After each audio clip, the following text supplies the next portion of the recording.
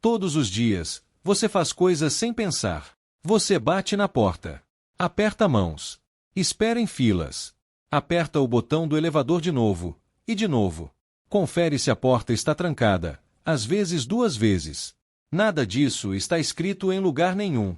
Ninguém para você para explicar o porquê. E ainda assim, quase todo mundo faz as mesmas coisas, do mesmo jeito. Esses hábitos parecem naturais.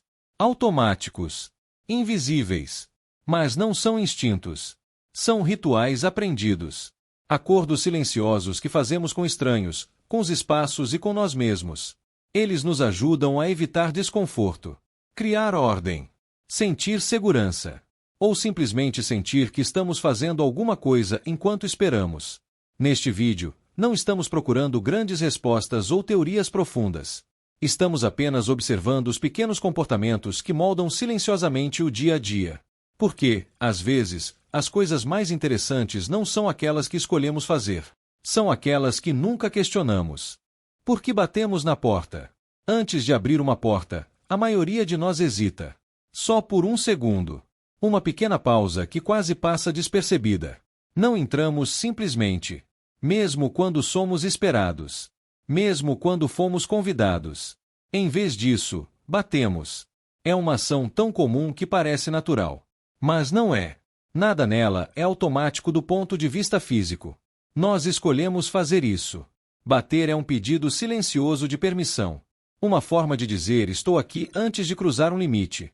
Transforma a entrada em um acordo social, em vez de uma invasão. O curioso é que batemos mesmo quando ninguém responde. Mesmo quando suspeitamos que não há ninguém em casa. O ato em si importa mais do que a resposta. Ele prepara os 2 lados. Quem está dentro ganha um momento para reagir. E quem está fora sente que seguiu as regras. Bater também nos protege de surpresas. De situações constrangedoras. De entrar onde não deveríamos. Aprendemos esse hábito cedo. Muito antes de entender privacidade ou espaço pessoal.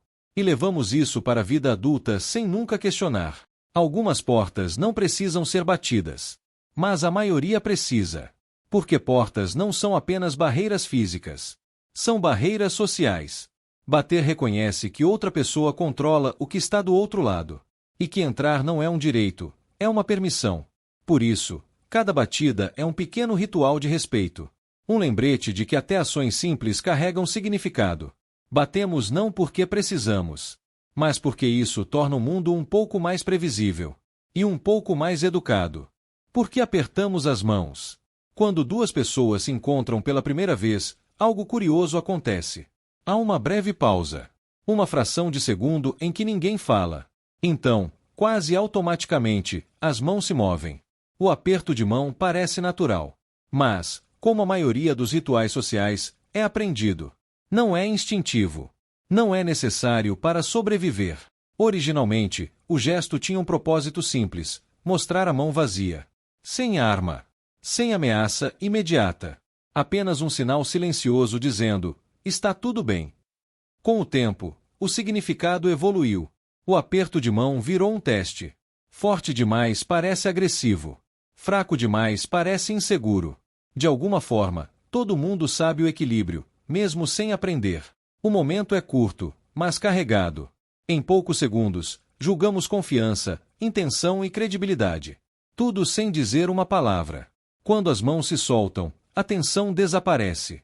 A conversa flui com mais facilidade. Como se um contrato invisível tivesse sido assinado. O curioso é o quanto raramente questionamos isso. Apertamos mãos em entrevistas. Em reuniões. Em apresentações que duram poucos segundos.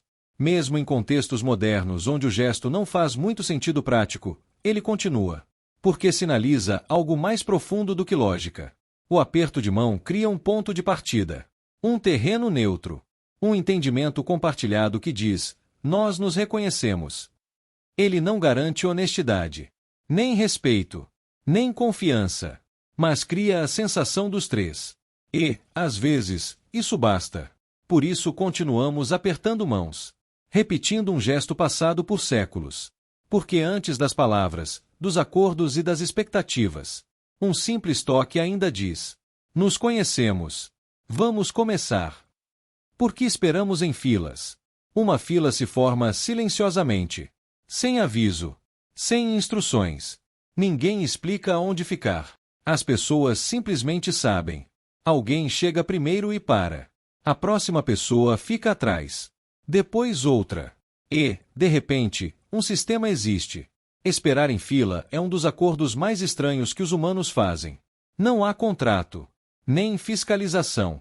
Apenas um entendimento coletivo de que a ordem importa mais que a velocidade. Todos olham para frente. Não é preciso contato visual. O objetivo é claro, mesmo que o motivo da espera não seja. A fila anda devagar, poucos passos por vez. O progresso é medido em paciência. Furar a fila parece errado imediatamente. Mesmo que ninguém diga nada. A reação vem primeiro por dentro: desconforto, tensão, julgamento silencioso. Filas criam justiça sem regras. Transformam esperar em algo aceitável. Até significativo. Quando você espera sua vez, o tempo parece merecido. Chegar à frente soa como uma pequena vitória. Não pelo prêmio, mas porque o processo foi respeitado.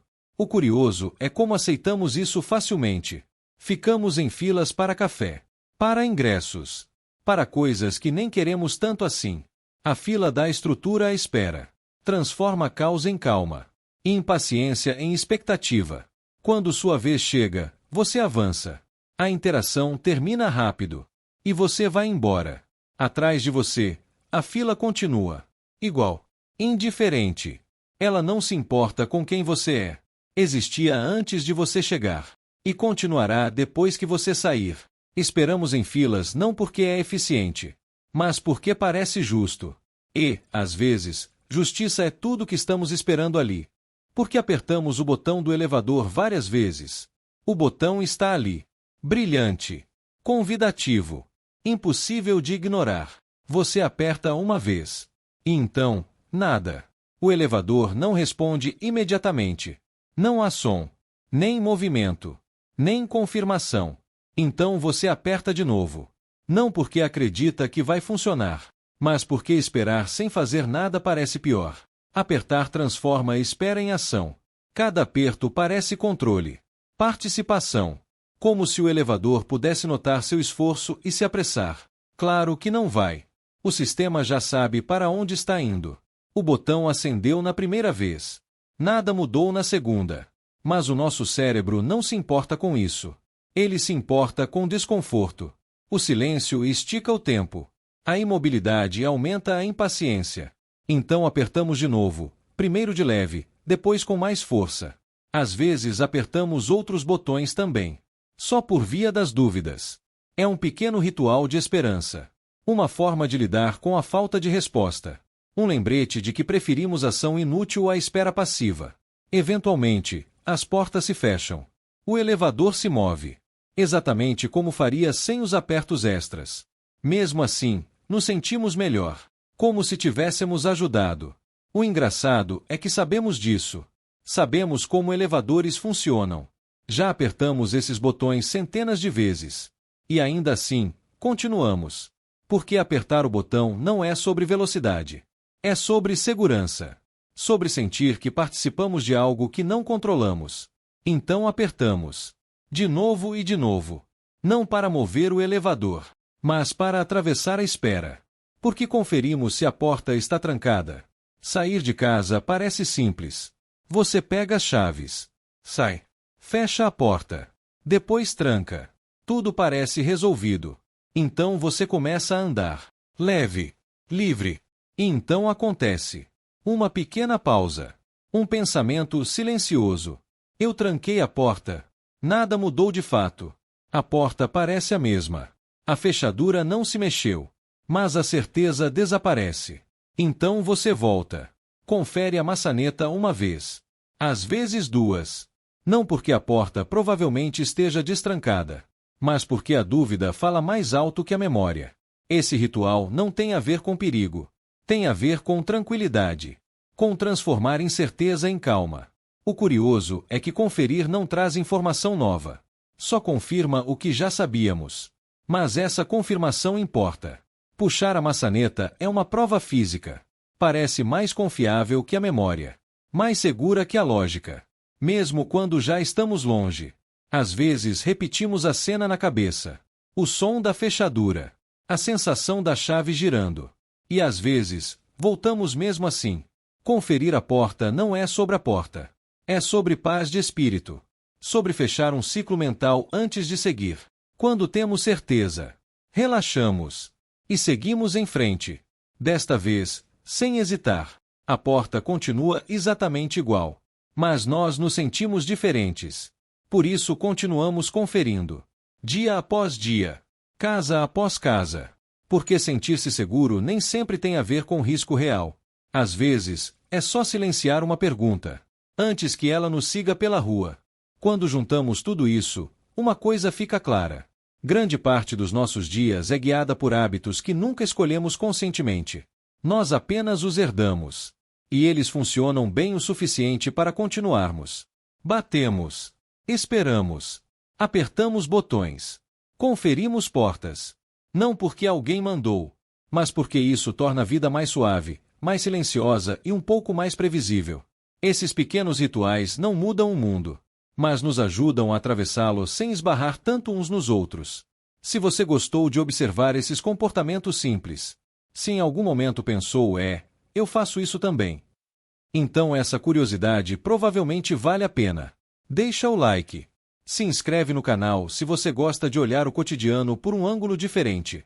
E fica por aqui, porque existem muitos outros hábitos que repetimos sem perceber. E, às vezes, entendê-los é tão satisfatório quanto apertar um botão, mesmo quando isso não muda absolutamente nada.